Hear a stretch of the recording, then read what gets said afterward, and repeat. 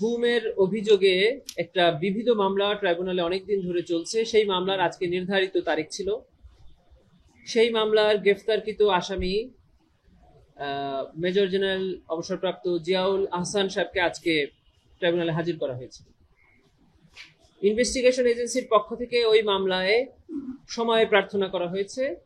Tribunal 2 মাস সময় মঞ্জুর করেছেন।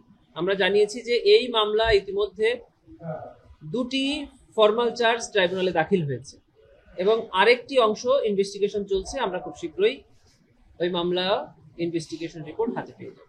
সাবেক প্রধানমন্ত্রী শেখ হাসিনা, সাবেক নিরাপত্তা উপদেষ্টা জনাব তারেক সিদ্দিক সাহেব সহ বেশ কয়েকজন আসামি ছিল। তার 2টি অংশ তদন্ত প্রতিবেদন দাখিল হয়ে ফর্মাল চার্জ আকারে ট্রাইব্যুনালে দেওয়া হয়েছে, তার প্রসিডিং শুরু হয়েছে। আরেকটি অংশ এখন ইনভেস্টিগেশন চলমান আছে। ইনভেস্টিগেশন একদম শেষ পর্যায়ে মর্মে তদন্ত সংস্থা আমাদেরকে জানিয়েছে।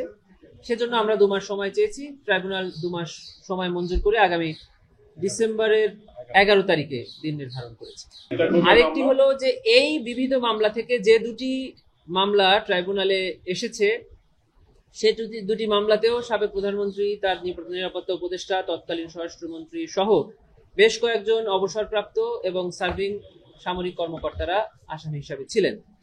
আপনারা জানেন যে ওনাদেরকে 2টি মামলায় এই ট্রাইব্যুনালে হাজির করা হয়েছিল। সেই মামলার পরবর্তী তারিখ নির্ধারণ করা হয়েছিল 20 নভেম্বর। প্রসিকিউশনের পক্ষ থেকে আজকে একটি আবেদন করে এই মামলার তারিখ পরিবর্তনের জন্য আমরা একটা প্রার্থনা করেছিলাম। সেই আবেদন মঞ্জুর হয়ে আগামী নভেম্বর মাসের 23 তারিখে ও 2টি মামলার পরবর্তী তারিখ নির্ধারণ করা হয়েছে।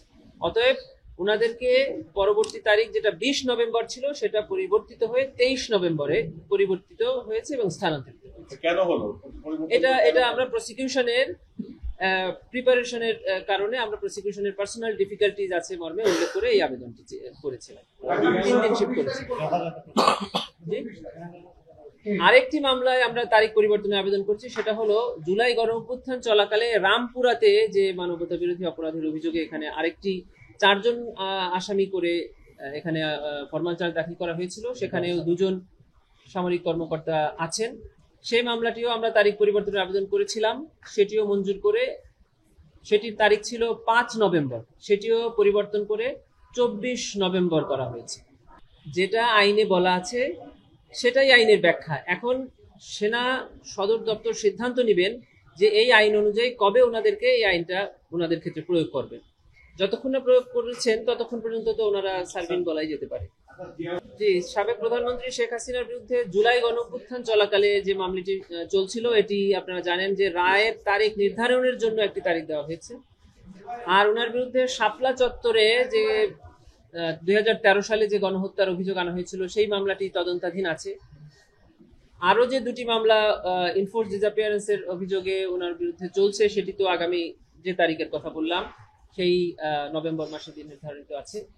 এই কয়েকটি মামলায় ওনার বিরুদ্ধে আছে 4টি।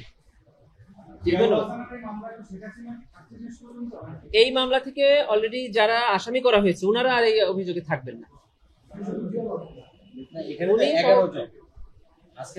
এই 11 জনের মধ্যে দেখবেন বেশ কিছু আসামি অলরেডি ওই 2টি মামলাতে আসামি হয়ে গেছে, ইনক্লুড হয়ে গেছে। তারা আর এখানে থাকছে।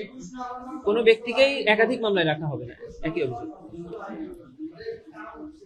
না, আমরা এটা দেখিনি। আমাদের প্রসিকিউশনের কিছু প্রস্তুতি বাকি আছে এই মামলার জন্য, আমরা সেই প্রস্তুতির জন্য সময় চেয়েছি।